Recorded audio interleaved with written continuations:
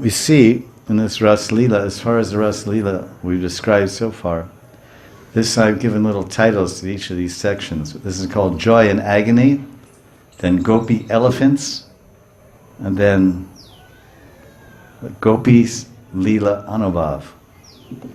It's small, only a few sentences.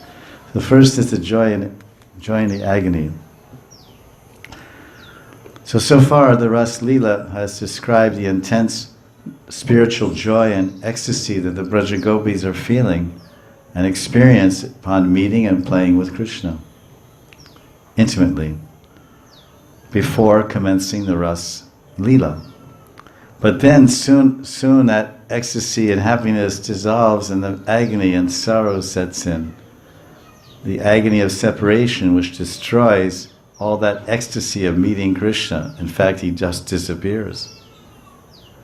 This is what the verse is telling with this word atapyan, atapyams. This is that means sorrow or misery. So when Krishna, he reveals himself, this is the whole idea that I was harping on before.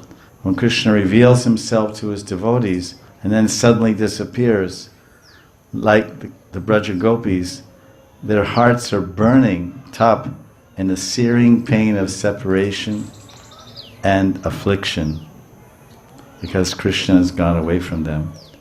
So you see when you read the stories, not the stories, but the books of our acharyas, like Raghunath Das, where they're describing seeing Radharani or Krishna in their meditation, especially Radharani, and serving them in their spiritual form, then suddenly they lose that. They're in great agony and sorrow.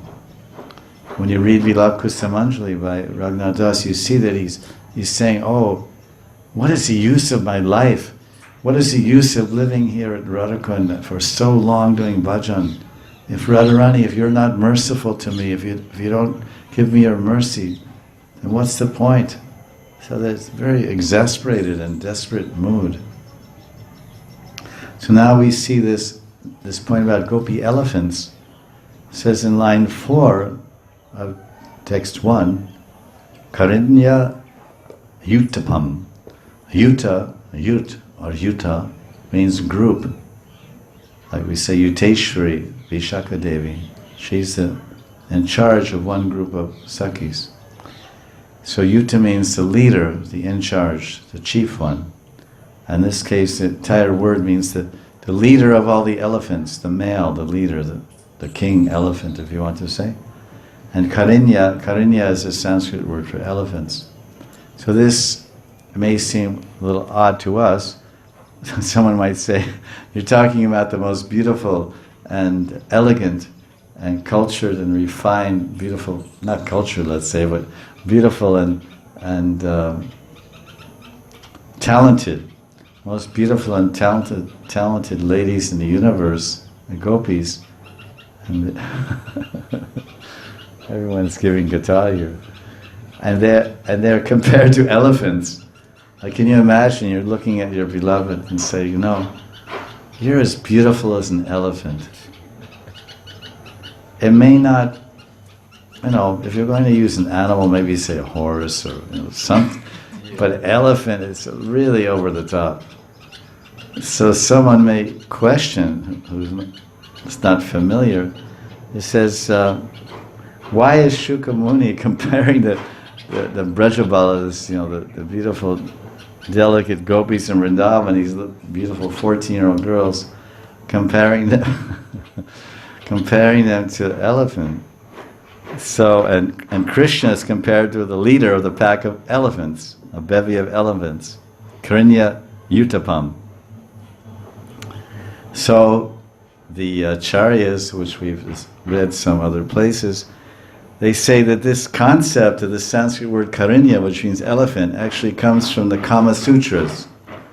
There's some books, ancient books of India, which describe about the intimacies of man and ladies' dealings, and there's a lot of philosophy there also, philosophy of love and philosophy of different aspects of the amorous affairs of the ladies and gentlemen. So he says, why is the comparison here that the gopis are compared to female elephants and Krishna is compared to a male elephant, or the chief of all those females? These are his queens and he's the king. And the Kama Sutra says that it's only the bull elephant who fully knows the delight of love. It's a very hard to perceive from Western mind or Western experience. Thus, Krishna's compared to a bull elephant, and the forlorn gopis to female elephants. The Vraja gopis feel most sorrowful in Krishna's absence.